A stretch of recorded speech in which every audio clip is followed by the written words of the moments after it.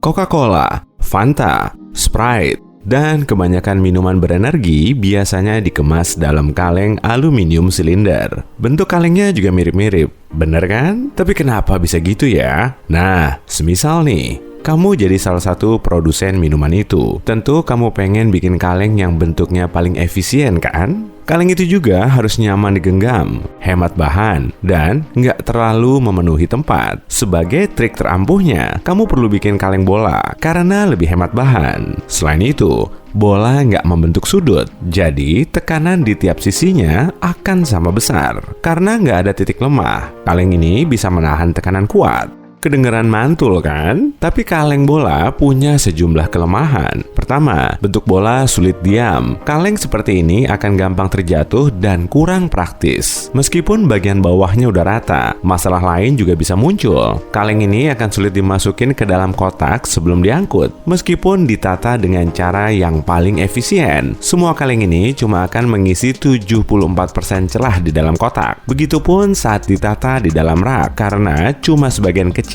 yang bisa terpajang. Jadi, kemasan berbentuk bola kurang efisien untuk naruh minuman.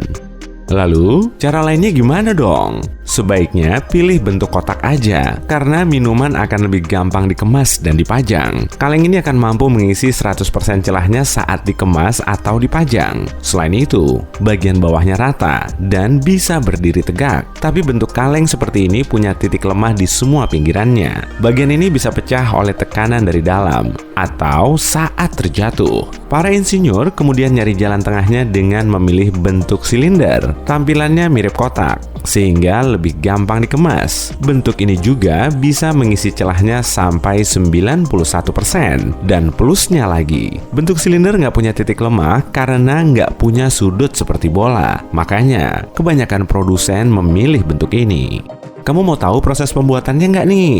Jadi gini, bentuk awalnya cuma berupa plat aluminium polos yang jauh lebih tebal. Tapi nggak apa-apa, memang seharusnya begitu. Plat ini kemudian dimasukin ke sela-sela cakram berbentuk donat yang bagian tengahnya punya lubang. Selanjutnya, pemukul silinder menekan plat dan membentuknya menjadi cup kecil. Ukurannya masih agak besar dari kaleng jadi sih, tapi jauh lebih pendek. Jadi, cup ini masih perlu melalui beberapa langkah lagi. Cup tadi kemudian ditaruh di bawah pemukul lagi sampai diameternya lebih kecil. Cupnya udah mulai ngebentuk kan? Sekarang bentuknya udah lebih tinggi dan diameternya lebih kecil. Setelah melewati beberapa langkah lagi, diameternya akan sesuai. Tapi ternyata masih terlalu pendek. Selanjutnya, dinding cup perlu ditipisin. Sisa lapisan aluminium di sisi cup ditipisin lagi biar tingginya pas. Cup ini dipukul lagi melalui cincin besi, biar dindingnya lebih tipis dan lebih tinggi. Selanjutnya, bagian bawah cup perlu dikasih lengkungan. Caranya dengan memasukkannya ke dalam alat pembuat lengkungan. Dan pemukulnya punya lengkungan cekung yang sesuai. Nah, saat ditekan, bagian bawah kaleng akan ngebentuk lengkungan. Lengkungan ini perlu ada agar kaleng lebih efisien. Dasar kaleng yang melengkung akan lebih hemat bahan daripada yang rata. Selain itu, bentuk ini lebih tahan terhadap tekanan. Lengkungannya mampu mengubah tekanan vertikal menjadi horizontal, sehingga bisa menahan tekanan yang lebih besar. Nah, untuk mastiin kalau tekanannya masih ada, coba deh tekan kaleng kosong dengan tanganmu. Gampang penyok kan? Tapi kalau kalengnya masih penuh, gimana ya? Pasti sulit banget penyok. Hal ini disebabkan oleh tekanan dalam yang mendorong kaleng ke bagian luar. Kekuatan tekanan tanganmu juga ikut tertahan, sehingga kalengnya lebih sulit penyok. Setelah beberapa kali berubah bentuk, tepi kaleng punya lekukan dan kurang rata. Bagian ini perlu dipotong biar bentuknya kembali rata. Sip, saatnya bikin desain luar sebelum kalengmu siap. Kebanyakan kaleng punya leher yang lebih sempit.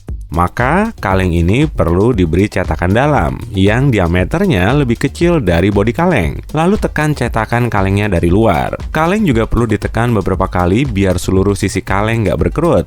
Kemudian kaleng bisa diberi tutup. Selesai, kalengnya udah jadi. Gimana? Bukan kaleng-kaleng kan? Selanjutnya ada apa ya? Oh, botol plastik. Bahannya terbuat dari serpihan plastik bernama PET, dan bahan ini biasanya dicampur dengan serpihan plastik daur ulang. Botol plastik nggak bisa dihasilkan dari plastik daur ulang aja, karena sifat fisiknya yang penting bisa hilang.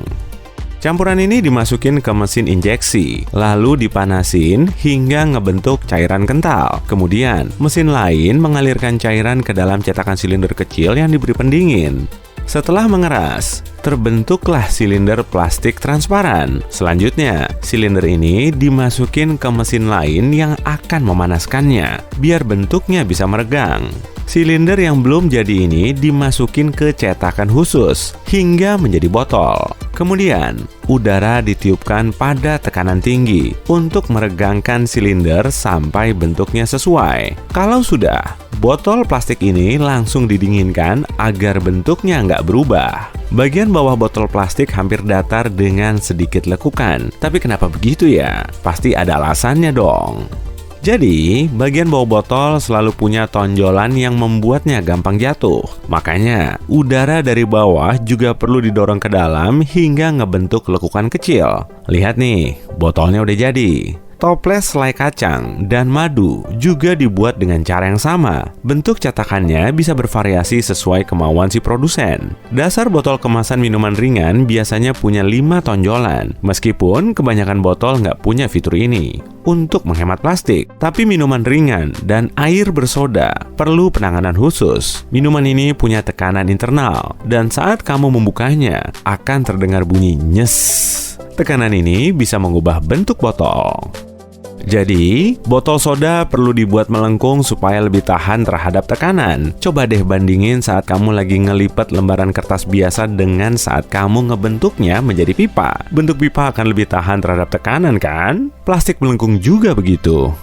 Kaca terbuat dari sejumlah bahan baku alami. Unsur utamanya berupa pasir silika, kurang lebih sebanyak 45% dari total campuran.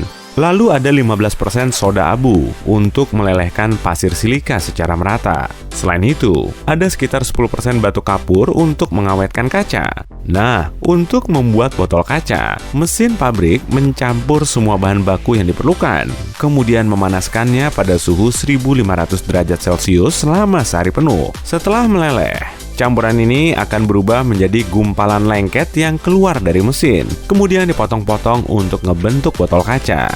Tiap bagian dari kaca cair ini kemudian masuk ke cetakan pertama hingga menjadi Harrison atau versi produk setengah jadinya. Setelah itu, tiap Harrison dimasukin ke cetakan baja dan dibentuk sesuai keinginan. Jadi, kalau kamu pengen bikin botol sendiri dengan desain dan guratan khusus, prosesnya berlangsung di tahap ini.